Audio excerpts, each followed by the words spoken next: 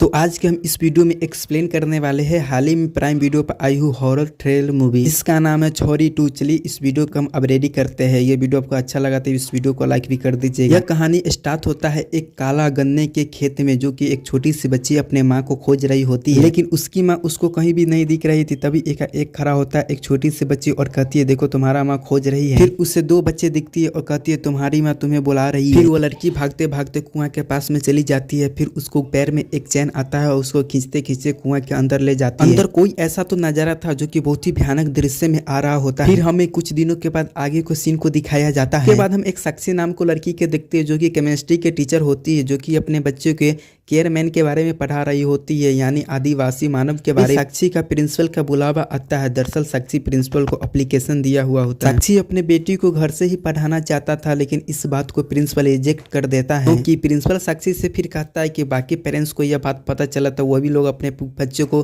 घर में ही पढ़ाना चाहेंगे, क्यों स्कूल भेजना चाहेंगे। फिर साक्षी प्रिंसिपल से बहुत ही ज़्यादा रिक्वेस्ट करने लगता है कि सर मेरी बच्ची को प्रॉब्लम है, वो धूप में नहीं निकल सकती है। लेकिन प्रिंसिपल इस बात को नहीं मानता है और रिजेक्ट कर देता है। इधर हम इस घर में 7 साल की ईशानी के बेटी को देखते हैं, जो कि इस घर में पढ़ाई कर रही होती है। रानी, जिसको हमने पार्ट 1 में देखा था, जो कि साक्षी के बच्ची को बहुत ही ज्यादा अच्छा से ख्याल रखती थी। रानी ईशानी से कह देता है तुम बाहर मत आना। फिर ईशानी घर में ही खिलौने से खेलने लग जाती है। उस घर में सारा खिड़की दरवाजा को कवर करके रखा हुआ होता है। तभी एक जगह देखते हैं जिसमें खिड़की में से धूप का रोशनी बाहर आ रहा होता है। तभी साक्षी अपना हाथ को उस रोशनी में रखता है।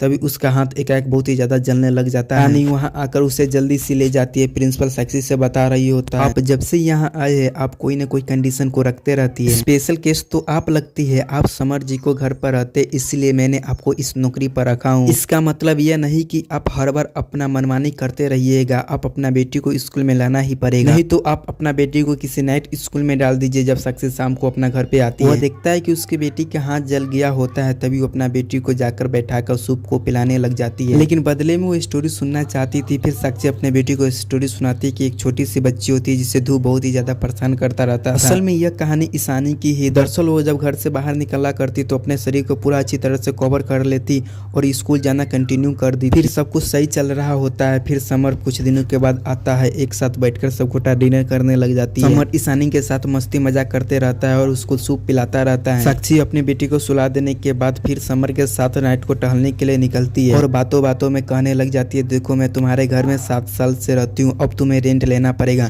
फिर समर कहता है, देखो वो घर मेरी माँ का है और वो तुम्हें कभी भी रेंट नहीं लेती थी। ऐसे भी मेरे को ईशानी को देखकर मेरा मूड सही हो जाता है। फिर हम उसके बाद 7 साल पहले देखते हैं साक्षी के साथ हेमंत और राजवीर उसके साथ क्या क्या कारनामा किया हुआ होता है। फिर आखिर में रानी ने राजवीर और उसका परिवार को काट डाला हुआ होता है और उस मनुष्य जगह के बाद वो दोनों पुलिस स्टेशन में आ जाते हैं और पुलिस इंस्पेक्टर समर से कहती है वो लोग सिलेंडर करने के लिए आए हैं। फिर आखिर में पुलिस उस गांव में पहुंच जाता है, लेकिन पुलिस को कुछ भी नजर नहीं आ रहा हुआ होता है।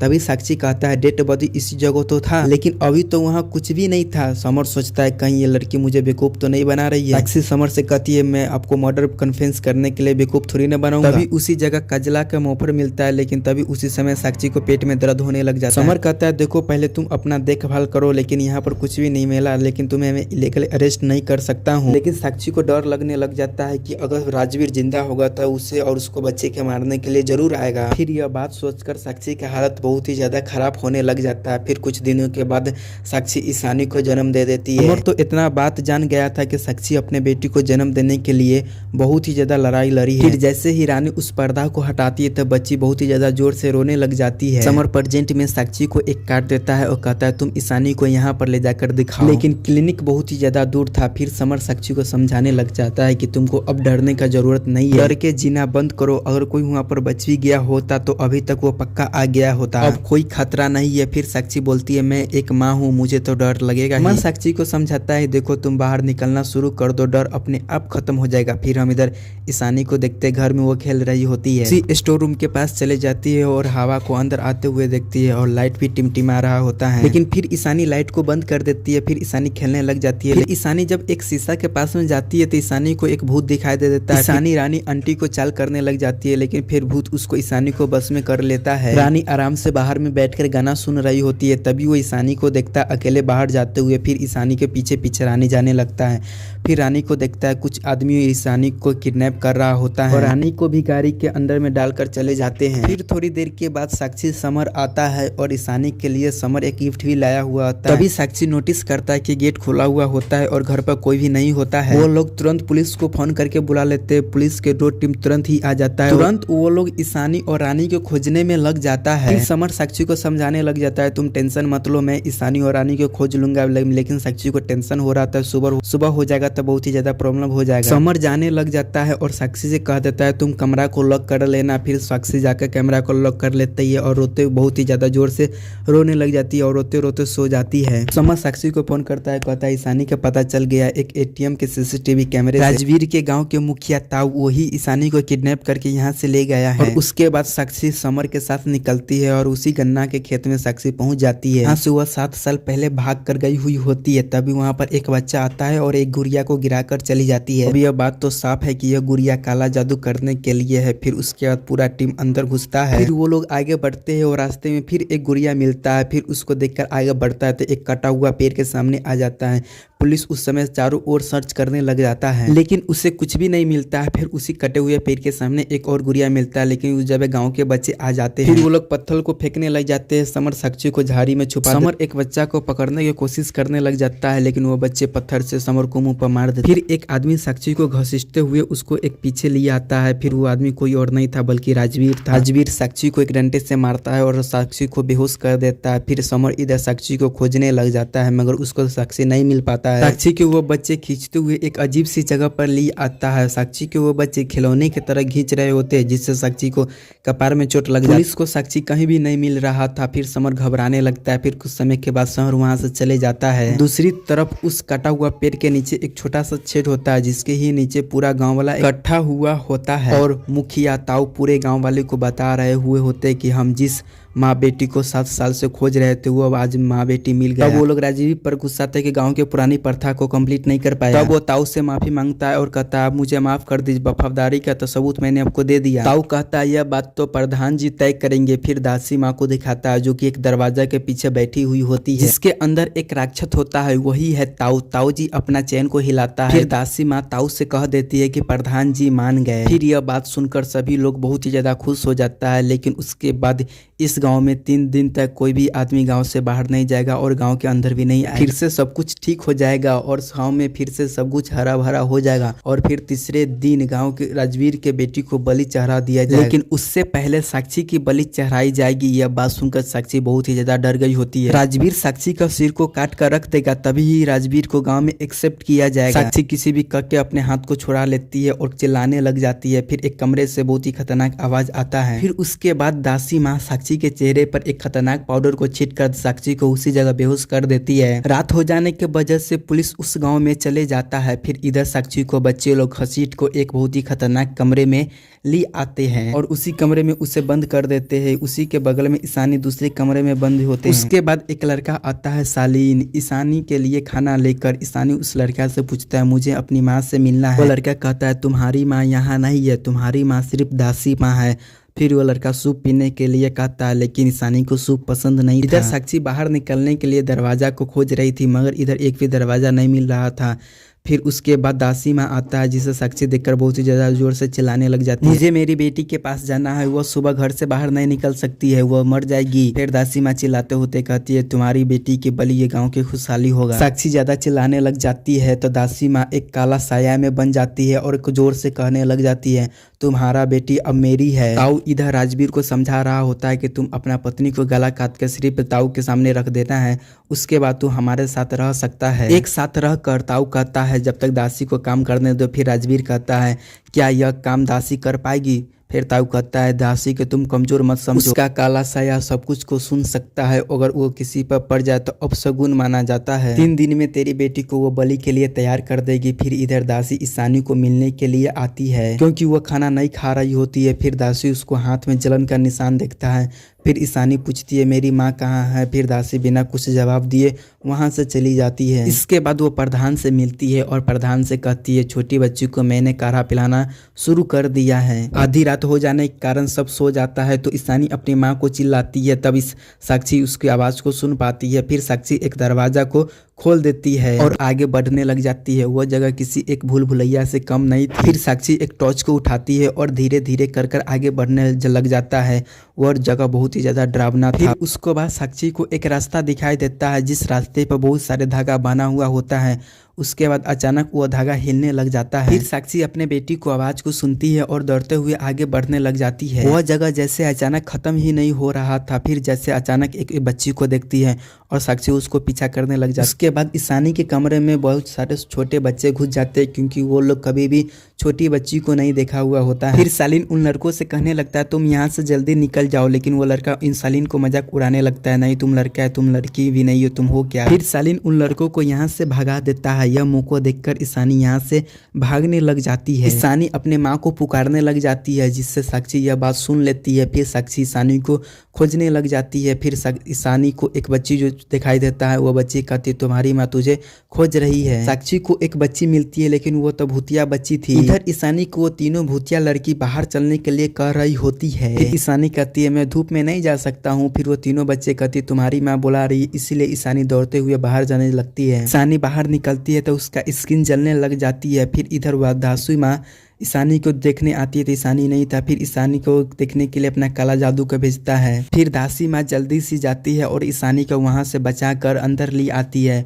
फिर दासी माँ देखती है धूप में जाने के वजह से उसका भी हाथ जल गया हुआ हो। दासी ईशानी को उठाकर एक कमरा में ले आती है और फिर उसको देखभाल करने लगता है और जहाँ जहाँ जला तो वहाँ पर दवाई को लगाने लगता है। फिर थोड़ी देर के बाद ईशानी को होश आता है तो ईशानी दासी माँ उसे काढ़ा पीने के लिए बोलती है। फिर ताऊ उस कमरे में आता है। फिर ताऊ पूछता है बच्ची को कुछ तो नहीं ना होगा। फिर दासी माँ कहता है मैंने सही टाइम पर उसे बचा लिया। फिर ताऊ बोलता है तेरे में अब पहले वाला शक्ति नहीं रहा, क्या तुम अब उस प्रधान को बचा पाएगी? तुम जानते हो ना इससे बच्ची को कुछ हो गया तो तुम्हारा क्या हाल होने वाला है। ताऊ कहता है तेरे वजह से 3 लड़की के जान चली गई हुई होती है। फिर दासी माँ कहता है यह लड़की प्रधान के सामने टिक जाएगा, यह कमजोर लड़की नहीं है, तेरे बाद वो हमारे जैसी है। उसे चिंता हो रहा था कि प्रधान जी के अगर कुछ भी हो गया तो पूरा गाँव भस्म हो जाएगा। दासी माँ कहता है तुम चिंता मत करो, मैं प्रधान जी के ख्याल रखने का मेरा काम है। फिर अगले दिन पुलिस उसी गन्ने के खेत में चले आता है। समर साक्षी को ढूंढना चाह रहा था, भले ही पुलिस फोर्स को चिंता न हो। समर फिर उसके बाद छुप छुप को बच्चे को देखने लग जाता है। फिर समर उस बच्चे को पीछा करते करते उस कुआं में चले जाता है और अंदर जाके सारा चीज को वो रिकॉर्ड करने लग जाता है। फिर हम इधर देखते हैं ईशानी दासी माँ के हाथ में जले हुए से पूछता है क्या ईशानी माँ आपको दुखता है क्या? ईशानी माँ बोलते नहीं, लेकिन ईशानी कहती है मुझे तो दुखता है। दासी माँ ईशानी से कहती है यह एक शक्ति है, जब तुम बड़ी होगी ना तब तुम्हें समझ आएगा। ईशानी जब दासी माँ को काढ़ा बनाते हुए देखती है ना तो ईशानी कहती है मैं ये नहीं पीऊंगा, आप एक कहानी सुनाइए ना। फिर दासी माँ सुनाने लगता है। फिर ईशानी बोलती है ऐसे नहीं मम्मी, जैसे मम्मी सुनाते हैं ना वैसे सुनाइए। दासी माँ कहानी सुनाती है एक राजा था, उसका एक भी संतान नहीं हो रहा था। वह सूरज भगवान को पूजा किया, उन्हीं के आशीर्वाद से एक लड़की जन्म लिया। लड़की को देखकर राजा बहुत ही ज्यादा गुस्सा हो गया। फिर राजा सूरज माँ से शिकायत किया कि उसे एक लड़का चाहिए क्योंकि वही आगे इस वंश को बढ़ाएगा, मुझे ये लड़की नहीं चाहिए। सूरज देव गुस्सा हो गया। सूरज देव कहा मैं इस लड़की को मैं ले जाऊंगा। फिर उसके बाद इस लड़की का देह झुलसने लगा। लड़की तो मानो मरने ही वाला था, लेकिन उस समय शाम हो गया। फिर उसके बाद एक गुफा से आदि मानव आया और उस लड़की को अपने पास में ले आया और अपने शक्ति से उस लड़की को ठीक कर दिया क्योंकि वह आदि मानव अंधेरे के राजकुमार था। फिर हम जानते हैं कि यह कहानी दासी माँ का ही है। खैर फिर उसके बाद उस राजा को लगा कि ये लड़की काफी ज्यादा स्पेशल है। फिर जब वो थोड़ी बड़ी हुई तो उस लड़की को आदि मानव यानी राजकुमार से लगाव हो गया और उसके बाद उस लड़की राजकुमार को देखभाल करने लग गया। फिर उसके बाद उस लड़की को शक्ति मिली और वो लड़की काफी ज्यादा खुश रहने लगी। और फिर उसके बाद वह राजकुमार उस लड़की से शादी कर लिया। फिर उसके बाद वो दोनों खुशी पूर्वक से रहने लग गए। ईशानी पूछती है क्या हुआ राजकुमार अभी भी जिंदा है? फिर दासी माँ कहती है हाँ। ईशानी पूछती है क्या हुआ राजकुमार हमें भी शक्ति दे सकता है? फिर दासी माँ कहती है ये तो नहीं मालूम, लेकिन जब तुम उसके पास जाएगी उसको देखभाल करने लग गए तब कहीं तुम्हें वह शक्ति दे देंगे। देंगे और तुझे पंख देंगे। फिर ईशानी पूछती है अगर मैं उसे पसंद नहीं आया तो क्या तो वो मुझसे शादी नहीं करेंगे। दासी माँ उसे काढ़ा पीने के लिए देती है, अब मगर इस पर वह बिना ड्रामा किए हुए काढ़ा को पी लेती है, ऐसे कि अब वो दासी माँ से कुछ ज्यादा ही घुल मिल गई हो। फिर हम एक छेद को देखते हैं जिसमें से खून टपक रहा होता है, फिर वही खून दासी माँ प्रधान को देता है। फिर साक्षी को कुछ औरतें यहाँ पर मिलती है जो कि साक्षी से मदद मांग रही होती है, कहती वो उसको बेटी को खोज रही है, नहीं तो गाँव वाले उसे मार डालेंगे, वह धूप में बाहर भी नहीं जा सकती है। साक्षी कहती है मेरी भी बेटी उस सबके पास में है। साक्षी उन सभी औरतों से कहने लग जाती है तुम सब मेरे साथ चलो। फिर एक अदृश्य शक्ति आता है, उन सब को जंजीरों से बांध देती है और उन पर हमला करने लग जाता है। यह सब साक्षी का भरम था। इधर ईशानी पेट दर्द से छटपटा रही होती है। फिर साक्षी को रानी मिल जाती है जो कि जंजीरों से बना हुआ होता है। तभी उस पर राजवीर आता है, उसको गला काट कर उसी जगह उसको मार देता है। साक्षी उसके बाद रोने लग जाती है। फिर साक्षी राजवीर से कहता है तुमने रानी को क्यों मारा। वह कहता है यहाँ तुम्हें सिर्फ रोग आगावाज दिखा देंगे, लेकिन असल में तो मैंने तड़पा है 7 साल, वो भी तेरे लिए। उस समय तो तुमने बच गई थी, लेकिन अब तुम नहीं बच पाएगी। फिर राजवीर साक्षी को चाबुक से पीटने लग जाता है। साक्षी बोलती है पहले तुम अपना बेटी को बचा लो वरना बहुत ज्यादा बुरा होगा। वो है तो तेरी ही बेटी। फिर राजवीर कहता है उसे तो मैंने जन्म के बेर ही मार देना चाहिए था उनको। फिर थोड़ी देर के बाद वहाँ पर दासी माँ आती है और साक्षी से कहने लग जाती है तुम्हारी बेटी बलिदान के लिए तैयार हो गई है, अब वो बड़ी हो गई है। उसके बाद हम देखते हैं कि कारा के वजह से ईशानी को पीरियड होने लग जाता है। फिर साक्षी पूछता है वो तभी 7 साल का ही है, मगर दासी साक्षी को बिना कुछ और जानकारी देते हुए वहां से चुपचाप जाने लग जाती है। फिर राजवीर इधर साक्षी को बहुत ज्यादा पिटाई करने लग जाता है। इधर दासी माँ प्रधान को खून पिलाती है और ताऊ से कह देती है कि प्रधान जी बलि के लिए मान गई है। फिर वो लोग रिचुअल के लिए तैयारी करने लग जाते हैं। फिर इधर दासी माँ ईशानी को बलिदान देने के लिए तैयार करने लग जाती है। फिर साक्षी को होश आ जाता है। फिर साक्षी पूरा दम लगाकर आगे बढ़ने लग जाता है, लेकिन ढलान हो जाने के कारण साक्षी कुएं में गिर जाता है। फिर साक्षी को बहुत सारे औरतों की डेड बॉडी दिखती है और फिर उसके बाद सभी मरे हुए औरतों ऊपर आने लग जाती है। फिर उसको साक्षी को भी दिखाई देने लग जाती है, रानी भी दिखाई दे देती है और सभी औरतों साक्षी के सिर पर हाथ रख देती है और वो एक हो जाते हैं। इधर ईशानी सालीन से पूछता है क्या तुम्हें माँ की याद नहीं आती है। फिर सालीन कहता है वो तो जन्म देते हुए मर गई है, मेरी एक जुड़वा बहन भी थी, वो लोग इसे यहाँ पर मार दी है, यहाँ पर वो लोग लड़की को मार डालती है। साक्षी ईशानी कहती है मुझे अपनी माँ से मिलना है। इन कहता है तुम डर मत, मैं तुझे यहाँ पर ले जाऊंगा। लेकिन उसी समय दासी माँ आ जाता है, कहता समय हो चुका है। ताऊ इधर गुस्सा हो जाता है कि राजवीर ने कहा है कि उसने शालिनी को इतना पीता है कि वो अभी तक मर गई होगी। कहता तुम्हें तो अपना पत्नी को गला काटना था, क्योंकि सिर को प्रधान को नहीं बल्कि मुझे देना था, ताकि गाँव के सारा औरतों मुझसे डर के रहे। तूने तो पूरा काम ही बिगाड़ दिया। यह पूरा बात को शालीन सुन रहा हुआ होता है। ताऊ राजवीर से कहता है जैसा भी हो जाओ अपना पत्नी के गला काट कर पूरा गांव वाले के सामने लाकर मुझे जल्दी से दो। अचानक से समर आकर शालीन को पकड़ लेता है और कहता है बताओ से साक्षी से मिलने का रास्ता कौन सा है। राजवीर साक्षी को ढूंढने के लिए नीचे जाने लग जाता है। डर के मारे शालीन इधर समर को सब कुछ सच सच बात बता देता है। अब कुछ देर में ईशानी का बलि चढ़ जाएगी। प्रधान जी के हम लोग सभी वंशज है, वो धूप में नहीं निकल सकते है, काफी वो अभी बहुत ज्यादा बीमार है, वो गुफा में ही रहते हैं। अगर उन्हें कुछ हो गया तो हमारा समाज पूरा खत्म हो जाएगा, इसलिए उसे जिंदा रखने के लिए बलिदान दिया जाता है। यहाँ पर बलिदान का मतलब है शादी। जो भी लड़की धूप में नहीं निकलता उससे को प्रधान जी से शादी करना होता है। ईशानी अब प्रधान जी का सेवा करेगी। उसे लगने लग गया है कि अब ईशानी नहीं बच पाएगी, क्योंकि बच नहीं पाएगी, क्योंकि इससे पहले भी कई सारे छोटी लड़कियां मर गई है। ईशानी को जब पालक में बैठने के लिए कहता है तो उसे 3 लड़की का आत्मा दिखाई देता है। यह देखकर शालिनी डर जाती है, लेकिन ईशानी माँ उसे समझाती है कि अंदर कोई नहीं है, तुम जाकर बैठो। शालीन समर को बताता है अगर ईशानी बच गए तो वो अगला दासी माँ बन जाएगी। फिर शालीन समर को लेकर साक्षी के पास ले जाता है। वो लोग दिए के मदद से यहाँ रास्ता ढूंढते हैं। सारे गाँव जश्न मनाते हैं। प्रधान जी के कमरे के सामने में आते हैं। दासी माँ ईशानी को वहाँ लेकर आते हैं। उसके बाद दरवाजा के सामने जाकर बैठ जाती है। प्रधान जी के कुएं के थोड़ी ही दूर राजवीर उस कुआं में के पहुंचता है साक्षी के ढूंढते हुए। फिर वो थोड़ी देर के बाद नीचे जाता है तो वो देखता है साक्षी को नीचे सीढ़ी पर पड़े हुए। लेकिन जब विराट साक्षी को खींच कर ले जा रही थी तो एकाएक साक्षी को होश आ जाता है। फिर साक्षी को सारा औरतों वाले शक्ति आ गया होता है। साक्षी खींच कर राजवीर को उसी जगह गिरा देता है। फिर राजवीर साक्षी को मारने के लिए अपना पैर चलाता है। फिर साक्षी भी उसका पैर पकड़कर उसी जगह तोड़ देता है। फिर साक्षी उसको उसी को चाबुक से मारने लग जाता है। फिर साक्षी उसको फोड़ के कपार उसी जगह उसको जान से लटका कर उसी कुआं में मार के डाल दे के फेंक देता है। फिर समर उसी कुआं के पास में पहुंच जाता है। फिर साक्षी समर से कहती है कि मैंने राजवीर को मार डाला। फिर साक्षी पूछती है कि ईशानी मिले। फिर समर बोलता है कि प्रधान उसको ले गया होगा। फिर उस प्रधान के सामने एक बच्चा जाता है और उस प्रधान से कहता है मैंने एक पुलिस वाला के देखा। फिर पूरे गाँव वाले दौड़ते दौड़ते उस पुलिस वालों के सामने चले जाता है। फिर साक्षी सालिन के साथ नीचे चले जाता है अपना बेटी को बचाने के लिए। इधर समर गांव वालों से लड़ने लग जाता है। फिर उस कमरे में जैसे ही प्रधान जी जागते हैं, सारा औरत मिलकर दिया को बुझाने लग जाते हैं। फिर दरवाजा खुल जाता है। फिर दासी ईशानी से कहती है तुम अंदर जाओ। ईशानी प्रधान को देखकर बहुत ही ज्यादा डर गई होती है। फिर दासी कहती है हिम्मत दिखाओ और अंदर जाओ। फिर दासी कहती है, ईशानी कहती है दासी माँ अभी मेरे साथ चलिए न। फिर प्रधान दासी को धक्का मारकर नीचे गिरा देता है और ईशानी के ले जा रहा था। फिर ईशानी बोलती है तूने मेरी दासी माँ को कैसे मारा? मेरी दासी माँ है, तूने कैसे गिराया? फिर दरवाजा बंद हो जाता है। दासी माँ इधर घबराने लग जाती है। वो घबराने लगती है कि अब ईशानी के साथ क्या होगा। फिर दासी माँ अपने अंदर को छाया को बाहर निकालती है और ईशानी को लड़ने के लिए साक्षी उस छाया से नहीं डरती है और आगे बढ़ने लग जाती है। साक्षी और दासी माँ के बीच में लड़ाई होने लग जाती है। साक्षी दरवाजा को खोलना चाह रही थी मगर दासी माँ ऐसे नहीं होने दे रहा। दासी माँ साक्षी के ऊपर पीछे से हमला कर देती है और कहती है मैं यहाँ के दासी हूँ, मैं ऐसा नहीं होने दूंगा। फिर साक्षी बोलती है लोग तुझे दासी कहती है कि लोग तुझे दासी बुलाती है, दासी के कोई सम्मान नहीं है। फिर साक्षी उसे नीचे फटक देती है। साक्षी दासी से कहती है कि तेरी तरह मेरी बेटी दासी से नहीं बनेगी। फिर थोड़ी देर के बाद साक्षी के बेटी ईशानी अंदर से चिल्लाने लगती है तो साक्षी बहुत ही ज्यादा बेचैन होने लग जाती है। दरवाजा को खोलने लग जाती है लेकिन दरवाजा नहीं खुल पा रहा था। फिर पूरा औरत मरी हुई पूरा औरत मिलकर उस दरवाजा को खोल देती है। फिर साक्षी तुरंत उसके दरवाजा के अंदर घुस के चली जाती है। लेकिन साक्षी जब दरवाजा के अंदर जाती है तो साक्षी अपने बेटी को ईशानी को नहीं देख पा रही थी। फिर इधर खोजने लग जाती है। साक्षी अपने बेटी को लेकर गला लगाने लग जाती है। फिर साक्षी और ईशानी जैसे बाहर निकलने वाले थे तभी उस समय प्रधान साक्षी का रूप बदल के आ जाता है। फिर प्रधान साक्षी को धक्का देकर ईशानी को लेकर एक बक्सा में खुद को और ईशानी को बंद कर लेता है। प्रधान बाहर आता है और एक पाउडर लेकर साक्षी के मुंह पर छींच देता है जिससे साक्षी को चक्कर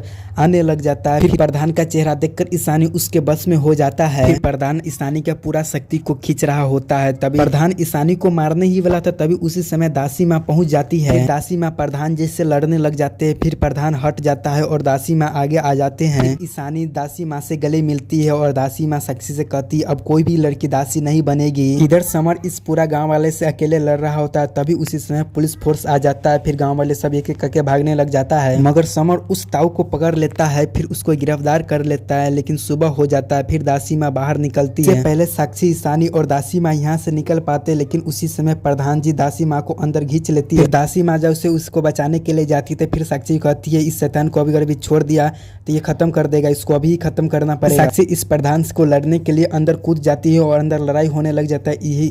इसी के साथ यह फिल्म लास्ट के यही खत्म हो जाता है। मतलब यह है कि छोरी 3 भी अभी जल्दी ही आने वाला है। इस चैनल को सब्सक्राइब कर दे अगर आपको वीडियो अच्छा लगा हुआ होगा तो।